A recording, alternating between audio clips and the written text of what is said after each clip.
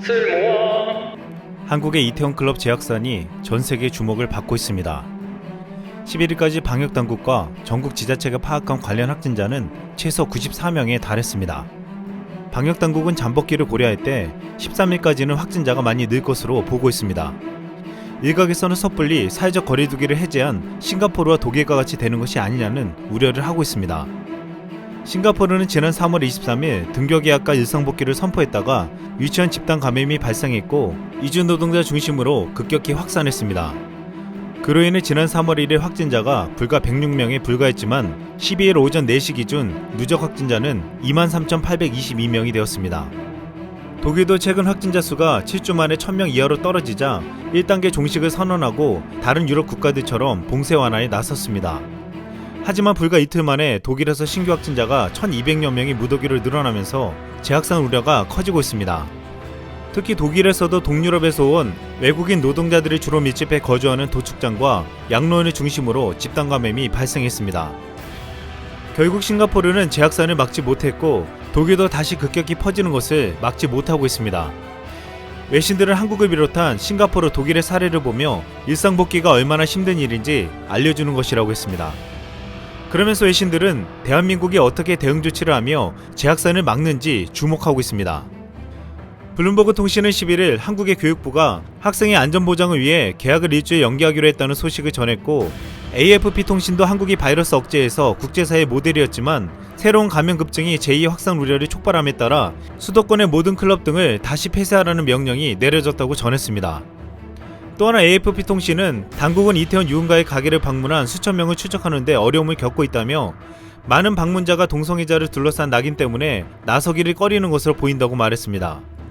실제로 이태원 방문자의 3분의 2가 허위로 연락처를 기록한 사실이 드러났고 이태원 클럽 5곳에 다녀간 사람들 5,000명 가운데 현재 연락이 되지 않는 사람이 3,000여 명이나 되는 것으로 파악되었습니다. 이런 상황에서 방역당국은 시간을 다투며 감염자를 찾는 싸움을 시작했습니다. 김우주 고대 구려병원 감염내과 교수는 클럽바의 집단 감염 규모가 어느 선에서 마무리될지는 노출자를 얼마나 빨리 찾아내는지 시간과의 싸움이라고 했습니다. 클럽 방문자는 젊은 층으로 활동성이 높고 이동 반경이 넓기 때문에 하루빨리 지역사회에 숨은 감염자를 찾아내야 피해를 줄일 수 있기 때문입니다. 서울시는 신분 노출을 꺼리는 이들을 위해 익명검사 카드를 꺼냈고 방역당국도 잦은 신고해서 검사받으라고 호소하고 있습니다. 하지만 아직까지 대다수의 사람들이 연락이 안 되고 있고 방역당국은 특단의 대책에 들어갔습니다. 현재 방역당국은 카드 내역 조회와 CCTV 자료 등을 토대로 이들을 추적하고 있습니다. 서울지방경찰청도 경찰 인력 2162명을 배치해 신용카드 거래 내역과 CCTV를 뒤지며 이들을 찾고 있습니다. 무엇보다 현재 가장 강력한 도구로 삼는 것이 이태원클럽 주변 기지국 접속자 명단을 찾는 것입니다. 서울시와 방역당국의 요청으로 인해 11일 이동통신 3사가 클럽 주변 기지국 접속자 명단을 출연했습니다. 확진자가 발생한 킹클럽 옆 건물에 설치된 통신 3사 기지국만 17개였습니다. 5개 클럽들이 모여있는 구역 주변에 이 기지국들을 대상으로 요청받은 날짜와 시간대의 모든 접속자를 조회한 뒤 중복되는 번호를 걸러내고 차량 이동 중에 접속된 사람, 지역 주민을 제외하는 방식으로 명단을 만들어가고 있습니다. 질본과 서울시는 12일에 명단을 받아 앞서 확보한 신용카드 거래 내역 등과 대조하는 방식으로 방문자를 직접 찾겠다는 계획입니다. 또한 박원순 서울시장은 11일 이태원클럽 방문자 중 연락이 닿지 않는 사람들은 경찰과 함께 방문 추적도 불사할 것이라고 했습니다. 한국의 이런 발빠른 움직임을 한 일본 방송은 보도하며 놀라움을 나타냈습니다. 일본의 한 방송은 한국이 지금 재확산을 막기 위해 신용카드, GPS, CCTV 등으로 분명하게 집단 감염을 추적할 수 있다고 했습니다.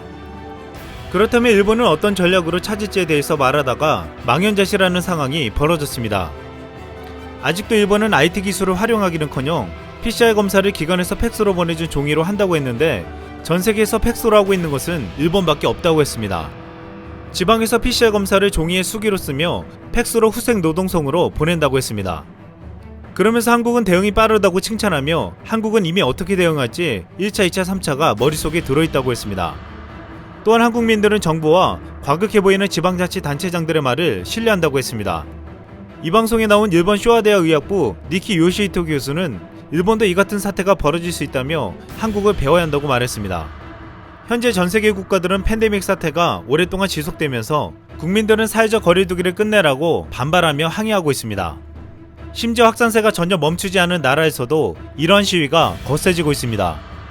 가장 빨리 방역을 모범적으로 했다는 싱가포르와 한국, 독일은 일찍 사회적 거리두기를 종료했다가 다시 확산되는 상황을 맞이했습니다.